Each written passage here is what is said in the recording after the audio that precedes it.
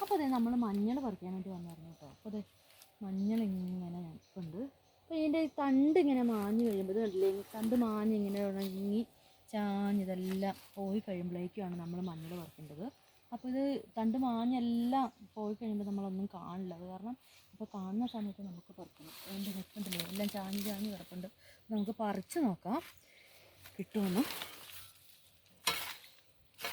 ഇപ്പോൾ ഇവന്മാരൊക്കെ പുറകെ വന്നിട്ടുണ്ട് കേട്ടോ. നമ്മുടെ എന്താ പറയുക, മീശക്കുട്ടൻ, കബീഷ് എല്ലാവരും പറയും എടാ നിങ്ങളൊന്ന് മാർക്കിയടാ, അപ്പോൾ എനിക്കൊന്ന് പറിക്കണമായിരുന്നു. ഇവർ വന്ന് മുമ്പ് നിന്ന് എങ്ങനെ പറിക്കും ഈശ്വരാ. എടാ ഒന്ന് മാറടാ, എടാ മീശ നീ ഒന്ന് മാറ്. ഈ കൊട്ട നീ കബീഷാണ് കൊട്ട കയറിയിരുന്നു. ഓ പോടാ അങ്ങോട്ട്. അയ്യോ എൻ്റെ കാര്യം പറഞ്ഞിട്ടുണ്ടെങ്കിൽ പറിച്ച് നോക്കട്ടെ കേട്ടോ. മാറിയെന്നേ, മാറിയിട്ട് എല്ലാവരും പുറകെ വന്നു.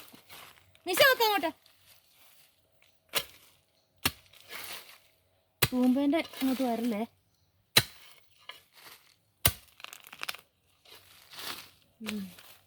കണ്ടോ, വയനാടൻ മഞ്ഞൾ വെള്ളം കണ്ടോ.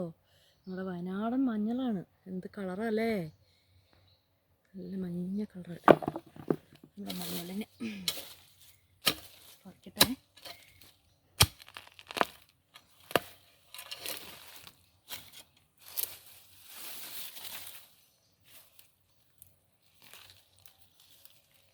അപ്പം നമ്മൾ ഇത് എന്താ പറയുക, ഇതിൻ്റെ തടാന്ന് പറയുന്നത്. ഈ തടയെടുത്ത് ഇങ്ങനെ പാകത്ത് വെച്ചിട്ടുണ്ടെങ്കിൽ നമുക്ക് അടുത്ത വർഷത്തേക്ക് നടാനാണിത്. അപ്പോൾ ഈ മഞ്ഞളാണ് നമ്മൾ മുറിച്ച് ശരിക്കും കഴുകിയെടുത്ത് ഉണക്കി നമ്മൾ പിന്നെ കൊണ്ട് പൊടിപ്പിച്ചിട്ടുണ്ടെങ്കിൽ നല്ല നാടൻ മഞ്ഞൾപ്പൊടി കിട്ടും കേട്ടോ. നല്ല വയനാടൻ നല്ല നമ്മുടെ നാടൻ മഞ്ഞൾപ്പൊടി. ഇത്രയും സൂപ്പറാണ് നമ്മുടെ മഞ്ഞൾ. അപ്പോൾ നമ്മൾ കുറച്ചുകൂടെ മഞ്ഞളുണ്ട്. വേഗം ഞാൻ പറിച്ചെടുക്കട്ടെ കേട്ടോ. ഉണ്ടോ, ഇഷ്ടംപോലെ കിട്ടുന്നുണ്ടോ മഞ്ഞൾ, ഇഷ്ടംപോലെ ഉണ്ട്, ഇഷ്ടംപോലെ. മഞ്ഞൾ നട്ടിട്ടുണ്ടെങ്കിൽ തന്നെ ഇഷ്ടംപോലെ ഉണ്ടാവും. ഇപ്പോൾ വാര എടുത്ത് നട്ടാലും ഇതിപ്പോൾ വെറുതെ ഇങ്ങനെ നട്ടതാണ്.